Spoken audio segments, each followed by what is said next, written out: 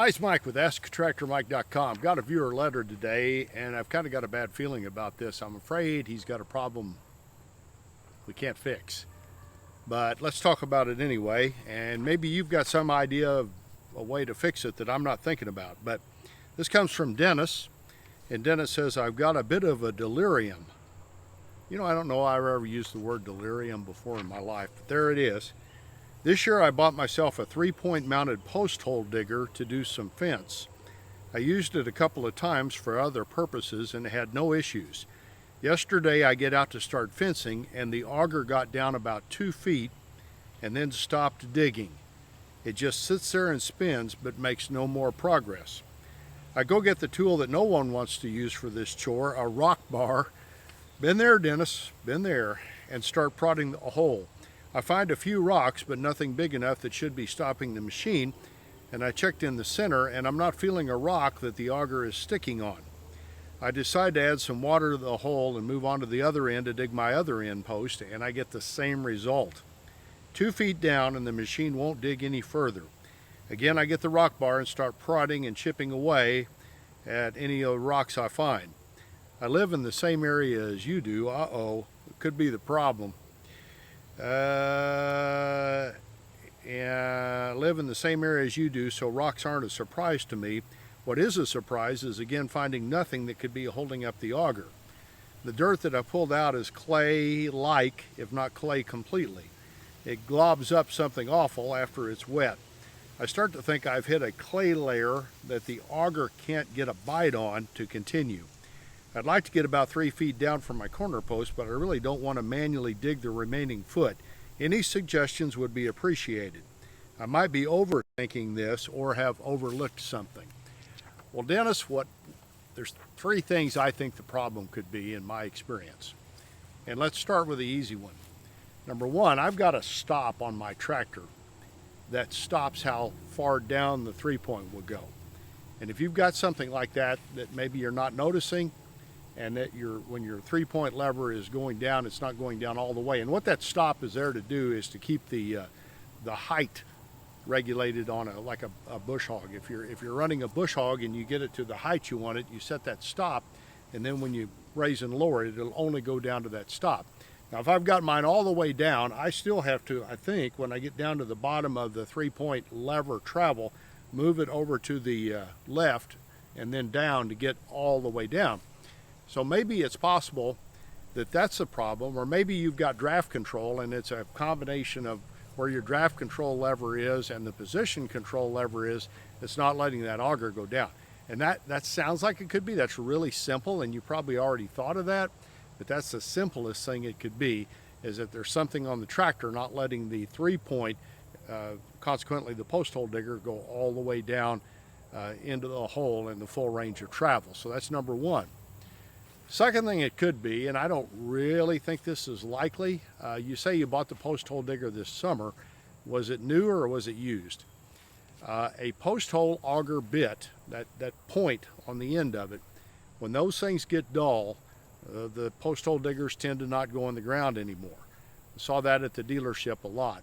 A person had come in and the post hole digger wasn't going in the ground anymore, and if it was a name brand with a name brand auger, we could sell them a new tip, and they unbolt the old tip, put the new tip on, and then it would catch and start going down again. But that point on the post hole auger itself, the auger bit, is very important to be sharp. And when those get blunt or a little worn, and the one on my post hole digger is starting to get that way, one of these days it's going to start doing that and not digging into the hole. I don't really think that's a problem, because if you go down 2 feet in the Ozarks and stop, you wouldn't have gotten down any with a dull bit on the end of it. Now, the third thing it could be, and this is kind of what I'm afraid it is something under the soil that's keeping the auger from going down. And when I was in college at Southwest Missouri State University, now Missouri State University, I started out as an ag major, and I got into a soil science class, and I think it was at that point I realized I would rather get into something where I talked about agriculture than be a farmer, because I barely passed that class. But that class was taught by a professor named Vernon Renner. And anybody that went to MSU at that time that had soil science remembers Vernon Renner really well. I learned in that class that soil is a natural occurring body having certain chemical, physical, and morphological properties due to the integrated effects of parent material, climate, topography, and time. I don't have a clue what that means. I didn't then, I don't today, but I had to learn it for the midterm, and it stuck. So that was one thing you had with Dr. Renner, is you learned meaningless definitions. But he would also take you out to a big open field and dig a hole. And this guy would get in our old rickety college school bus. Back in those days, the colleges didn't have the best of everything, but they had an old beat up school bus, and he would drive it out to a field north of Springfield, Missouri, and he would have a shovel, and he'd stop in the middle of the road and open the doors of the school bus and bolt out in the field with his shovel and start digging a hole, because there was a certain type of soil there he wanted to show us. So it was real interactive. We found out later it was interactive, but he had not asked permission from the landowner, and that didn't end well. There were farmers that didn't like holes dug in their field that they'd run their tractors down in, but he'd dig a big hole and he'd say, this is the type of soil we got here and all that. And I learned there's lots of different types of soil. I also learned right underneath a lot of the soils in the Ozarks is what's called a clay pan or a fragipan. It's a layer of really thick, really tightly packed clay that water won't penetrate. There's something to do with the colloids and the molecules that bond together. And Dennis, I'm afraid this is what you might have. If you've got a fragipan under there, that could be what's causing that auger to stop. And these things are really hard to break up. When I was in the farm equipment business, there's a tool called a paratill that was sold by, let's see, who was it? Ty or Farmhand Glencoe. It was one of those. I think it was Ty that sold this paratill, and it would dig down and break up that fragipan down low, that clay pan. But it would take 800 horse tractor in the Ozarks to break up those clay pans. So what it is basically just a packed area. And Dennis, if that's what you've got, I don't know any solution to that. Having all these different soil types, I get questions all the time from people that want to know if a certain ground engaging implement will work in a certain area, and I always hesitate to give advice. In the Missouri Ozarks, to dig a 3-foot hole is a big deal. You got the rocks, you've got like I said, the clay pan, hard pan, things like that. There's lots of things could be under there. And I've got some areas in my yard where there's a solid limestone, right? No grass grows there because there's a big honking rock. And we've got rocks in our landscaping that came from right below the soil that when they built the house, they blasted it out.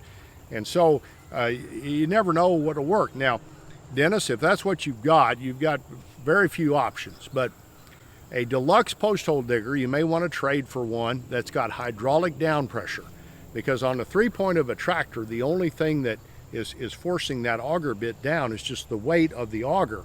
And honestly, that should be enough in most areas to get down. But if you want a little additional, some of the deluxe post hole diggers have a hydraulic cylinder that goes in the system that will give you hydraulic down pressure. Now you've got to have a way to get hydraulic flow from the tractor to do it. But that's one option.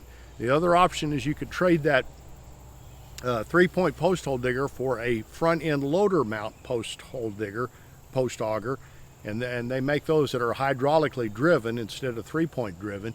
I hope your tractor's got enough hydraulic pressure to operate one, but those are sold, and those, the benefit of those are easier to hook up, and you get hydraulic down pressure from the front end loader. So if you had one of those, that might get you through, and you might experiment with different bits. There are bits that'll go through solid rock. There's a puff auger that can drill a little hole so you can drop dynamite in to blow it up.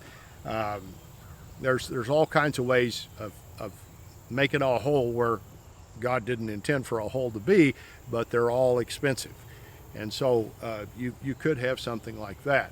It's funny, the different soil types around the country and around the world, really, for people to watch this YouTube video. I was talking to a guy a couple of weeks ago that dug a hole to bury a horse with a front end loader.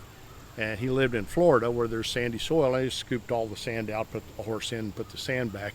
You could no more dig a hole with a front end loader in my area and Dennis's area than anything. And Dennis is about probably 30 miles from where I stand right now.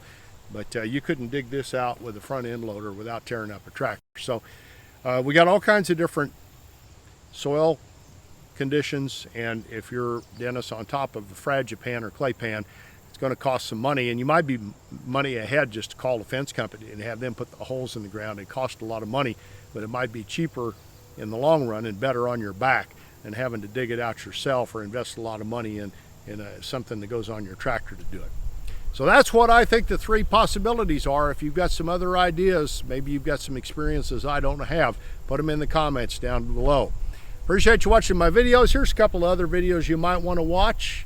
And if you want to subscribe to my YouTube channel or shop my online store, you can do that. Help support my channel. Thanks for watching.